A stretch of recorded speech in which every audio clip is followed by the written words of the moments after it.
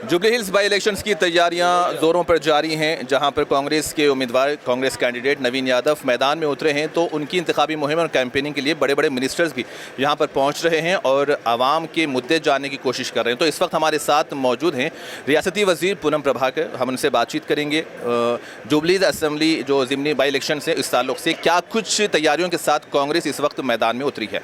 Sir, सबसे पहले तो आपका मुनसिफ टीम में खैर मकदम करता हूँ, वेलकम करता हूँ। सर, सबसे पहले ये सवाल ये है कि कांग्रेस इस बार जो बाई इलेक्शन से जुबली हिल्स के लास्ट टाइम पे एक मुस्लिम कैंडिडेट को टिकट दिया गया था, तो क्या उस फेलियर्स को हमारे अपने नज़र में रखते हुए जो प्रिपरेशन हुआ है इस बार का उस ताल्लुक से? फेलियर सक्सेस की बात नहीं होता है, इलेक्शन का अलग मुद्दा रहता है। हम ये उम्मीद करें सो बाई इलेक्शन नहीं है, इलेक्शन अनफॉर्चुनेट आया है। जो इलेक्शन आने बाई इलेक्शन में मौजूदा सरकार कांग्रेस का हुकूमत में है, आपको याद दिलाना चाहता हूँ और जुबली हिल्स जनता को भी मैं इस दरिया रिक्वेस्ट करना चाहता हूँ, क्योंकि कंटोनमेंट में भी ऐसी बाई इलेक्शन आया था। तो वहाँ जनता कंटोनमेंट डेवलपमेंट के सोचते हुए वहाँ कांग्रेस का प्रत्याशी गणेश को जिताए। यहाँ भी मैं यही उम्मीद से हूँ, कांग्रेस का प्रत्याशी नवीन यादव को जिताए और जुबली हिल्स का तरक्की आगे डेवलपमेंट के लिए सोचे। नंबर 1।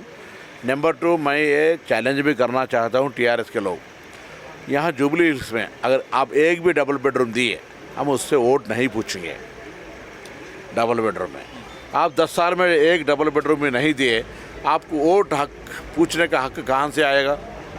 हम लोग 2 साल में इस जुबली हिल्स असेंबली में हम 40,000 से ज़्यादा रेशन कार्ड नया दिए। ये बात इलेक्शन आता बोल के नहीं दिए, हम पूरा तेलंगाना प्रदेश में दे रहे हैं और इसके साथ बारीक चावल दे रहे हैं। और आज हमारा बहन कहीं से भी कहीं तक भी फ्री मुफ्त बस में ट्रैवल कर सकती है और 2200 यूनिट का बिजली मुफ्त में हम दे रहे हैं। आज ये सब चीज़ जुबली हिल्स का बाई इलेक्शन में नहीं दिए। पहले सरकार टीआरएस हुकूमत में अगर बाई इलेक्शन आया तो उनको सोने की बिस्किट खिलाने की कोशिश करते थे। हम ऐसा नहीं कर रहे।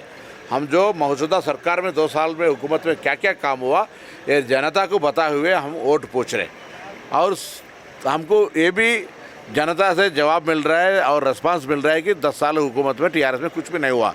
एक रेशन कार्ड तक नहीं मिला और ना कहीं बिजली का मुफ्त का फ्री नहीं दिया और बस का ट्रैवल नहीं दिया और उनके जो स्पेशल अट्रैक्शन प्रॉमिस था डबल बेडरूम की बात, तो वो तो खाप में ही चले गए। तो ऐसी हकीकत समय टाइम पे जनता कांग्रेस के साथ रहने गए और कांग्रेस ज़ोरदार ज़बरदस्त मेजॉरिटी से जीतेगा। सर, जुबली हिल्स जैसे कि एक वीआईपी इलाका समझा जाता है, तो इसके अंदर कई स्लम बस्तीज़ भी हैं और यहाँ पर स्लम बस्तीज़ के अंदर ड्रेनेज के अलावा कई ऐसे मुद्दे हैं जिससे आवाम का कहना है कि यहाँ पर वो इंतजामात नहीं है, जो बुनियादी सहूलियात पहले जो लीडर थे उनके दौर में भी नहीं मिली हैं और क्या आने वाले दौर में मिलेंगी, इस ताल्लुक से उनका ये सवाल है। तो आप क्या कहना चाहेंगे? हम हैदराबाद का इंचार्ज मिनिस्टर के हैसियत पे जुबली हिल्स का जनता को एक विश्वास दिलाना चाहता हूँ। हमारा चीफ मिनिस्टर रेवंत रेड्डी जी का नेतृत्व में पूरा कैबिनेट, यहाँ एक नौजवान आदमी को हमने उम्मीदवार बनाए। उम्मीदवार को आप दुआ दीजिए, आशीर्वाद दीजिए, जिताइए। हम जुबली हिल्स का जनता की जो स्लम्स है उनका जो भी मसला है, तकलीफ़ है, उसको हटा के वहाँ डेवलपमेंट दिखाने की जिम्मेदारी हमारा है, सिर्फ हमारा है। वो लोग बोले तो कुछ होने वाला नहीं है। बात 10 साल में सरकार में रहे तब नहीं करे, अब हुकूमत में भी नहीं है, क्या करेगा ये लोग? तो ये सीट से गवर्नमेंट को कुछ तकलीफ नहीं है, मगर गवर्नमेंट और जोश से जो वादा है, जो काम है, जनता की तकलीफ़ है, उनके ऊपर हम और दिलचस्पी से काम करने की कोशिश करेंगे। हमारा प्रत्याशी नौजवान है और जुबली हिल्स का इशूज़ जानने वाला है और हमारा प्रत्याशी एक काम का है, उनके साथ पूरा सरकार है, चीफ मिनिस्टर से लेके पूरा मंत्री। इसलिए हम यही रिक्वेस्ट करते हैं कि जनता जुबली हिल्स को इस बार कांग्रेस सरकार को जिताए। जुबली हिल्स में 1 लाख से ज़्यादा मुस्लिम वोटर्स है और इनका जो वोटिंग परसेंट है जो 30% होता है, 30% के करीब मुस्लिम वोटर्स यहाँ पे हैं। तो उनका ये कहना है कि कैबिनेट में कोई मुस्लिम उम्मीदवार नहीं है और सबसे बड़ा एक अहम मसला ख़बरस्तान का, जो जुबली हिल्स का जो ज़्यादातर सुर्खियों में रहा, हेडलाइंस में रहा है। और उस पर कल आपने केटीआर का एक बयान भी देखा होगा कि कल केटीआर ने कहा कि हम अगर जीतते हैं तो सबसे पहले ख़बरस्तान की ज़मीन अगर सरकारी हो या प्राइवेट हो हम पहले दे देंगे। तो इस पर आप उस पर क्या पलटवार करना चाहेंगे? मैं उससे एक ही सवाल पूछना चाहता हूँ, जब हुकूमत में थे, 10 साल में थे, आप म्यूनसिपल एडमिनिस्ट्रेशन मिनिस्टर थे, आपका ही राज चलता था, तब क्यों नहीं कहे? पहले जवाब देने के बाद में अगर आए तो हम बनाएंगे, बात को बोलने का हक रहता है। 10 साल आपके हुकूमत में थे, आप तो राजा है, युवराजा है, आपका हुकूमत में तो नहीं हुआ।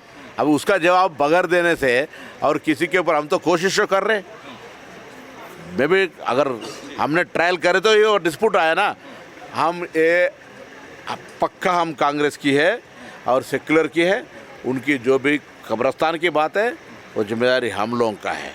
और मुसलमान की बात आता है तो एक भी एमएलए नहीं जीता था, उसलिए मंत्री नहीं बने।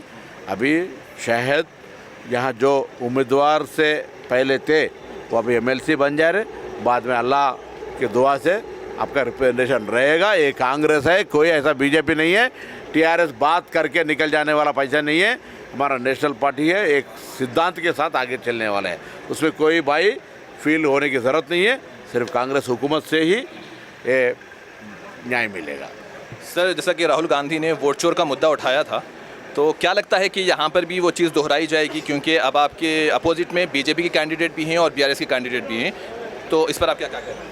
आप तो बीजेपी बीआरएस दो कैंडिडेट है बोल रहे हैं, हम तो दोनों मिलकर एक ही कैंडिडेट की सोच करते हैं, दो अलग अलग नहीं हैं। बीआरएस को ताकत मिलना बोल के बीजेपी से किशन रेड्डी से चर्चा करके कमज़ोर आदमी को रखिए। देखिए उसका अध्यक्ष जी का बात, रामचंद्र राव का बात कहने में क्या हो रहा है, और उसका कैंडिडेट के बारे में राजा सिंह ने क्या बोला। और किशन रेड्डी जी यहाँ का लोकल सांसद है, मंत्री भी रहे, मैं उनसे भी पूछना चाहता हूँ, आप वोट पूछने से पहले आप जुबली हिल्स को 10 साल एमपी थे और मंत्री भी रहे, तो आप क्या काम किया यहाँ, वो बताने की ज़रूरत है। तो नहीं बताए, आप जो मर्ज़ी करे नहीं चलेगा। बीजेपी केंद्र में हुकूमत में है, क्या सिर्फ हैदराबाद के तरक्की के लिए, हैदराबाद की जो ब्रांड इमेज कायम रखने के लिए, हैदराबाद ब्रांड इमेज को आगे जाने के लिए केंद्र सरकार से अब क्या लिया, ये बताने की आवश्यकता है। और इस इलेक्शन में जनता पूछेगी, पूछना भी है। सर, ये सवाल है कि अपोजिशन पार्टीज़ का यह कहना है कि लोकल बॉडीज़ जो इलेक्शंस जो रुक गए हैं, इसका इल्ज़ाम भी अपोजिशन पार्टीज़ कांग्रेस पे थोप रही है। अरे देखो, हम पेट में चाकू लगा के हम गले नहीं मिला रहे। असेंबली में बिल पास करने के लिए आपने मदद किया और सेंट्रल में आपने रोक दिया, थोड़े दिन मुस्लिमों का नाम लिए, अभी फिर दूसरा कानून का बात करें। हम सच्ची दिल से 42% रिजर्वेशन देने के लिए तय है। कानून बनाना केंद्र सरकार की जिम्मेदारी है, अगर ताकत है तो बनाओ, वरना मदद करने की कोशिश करो। ये नहीं करते हुए आप डबल स्टैंडर्ड बात करना ठीक नहीं है। आप बीसी का खिलाफ है, बीसी को राज्य का जो सत्ता आने के लिए आप रोकना चाहते हैं। असेंबली में तो बिल पास करने में आपने मदद किया मजबूरी की वजह, जनता नहीं तो मारेगा। मैं ये पूछना चाहता हूँ किशन रेड्डी और रामचंद्र राव से, क्या रिजर्वेशन का खिलाफ है या मदद है? मदद है तो आपके पास जो पेंडिंग है तेलंगाना सरकार की बिल्स, उसको अप्रूव करवा के भेजिए। बाई इलेक्शंस को लेकर जुबली हिल्स की आवाम को एक मैसेज दीजिए। जुबली हिल्स लोगों को मेरा तरफ से यही विज्ञप्ति है, जुबली हिल्स के डेवलपमेंट की सोच करने वाला हर आदमी, हर वोटर कांग्रेस का उम्मीदवार को जिताइए। उम्मीदवार के साथ पूरे मंत्रिमंडल है, मुख्यमंत्री है, तेलंगाना सरकार है, जुबली हिल्स का जनता का मसलों को सिर्फ हम कांग्रेस चालू कर सकते हैं। ये बात पे यकीन करिए और कांग्रेस को जिताइए। Thank you sir, thank you.